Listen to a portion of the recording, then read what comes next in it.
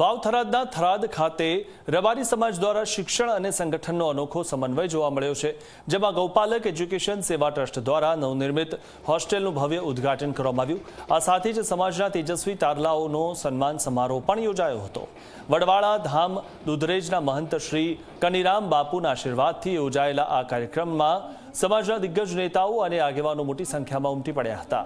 આ કાર્યક્રમનું મુખ્ય આકર્ષણ ધાનેરા ધારાસભ્ય માવજી દેસાઈની એક અત્યંત મહત્વની જાહેરાત રહી હતી। માવજી દેસાઈએ મંચ પરથી ઘોષણા કરી હતી કે આગામી ડિસેમ્બર મહિનામાં ડીસા ખાતે રબારી સમાજની એક ભવ્ય બિઝનેસ સમિટનું આયોજન કરવામાં આવશે। આ બિઝનેસ સમિટ થકી સમાજના યુવાનોને વ્યાપાર અને ઉદ્યોગ ક્ષેત્રે નવી દિશા, આર્થિક માર્ગદર્શન અને રોજગારીની નવી તકો પૂરી પાડવામાં આવશે।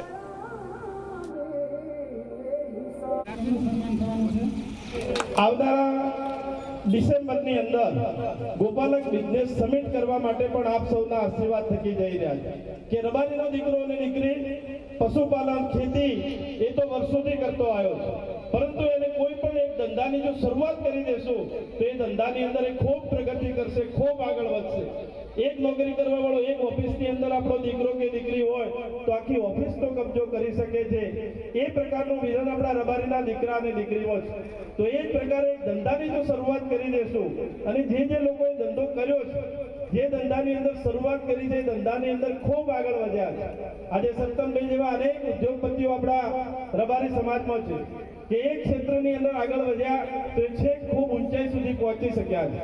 એ જ પ્રકારે રબારી સમાજના દીકરા અને દીકરીઓ આવનારા સમયની અંદર બિઝનેસમાં પણ આગળ વધે એની પણ શરૂઆત આપણે સૌએ સાથે મળી અને આવનારા સમયમાં કરીએ તો મને ચોક્કસ વિશ્વાસ છે કે આજ રબારી સમાજ જે રીતે પાટીદાર સમાજ કામ કરે છે, જે રીતે ચૌધરી સમાજ કામ કરે છે બિઝનેસની અંદર, એ જ પ્રકારનો બિઝનેસ આપણા રબારી સમાજના દીકરા અને દીકરીઓ કરી રબારી સમાજને ગૌરવ વધારવાનું કામ, રબારી સમાજને આર્થિક રીતે મજબૂત કરવાનું કામ પણ આપણે સૌએ સાથે મળીને કરીશું।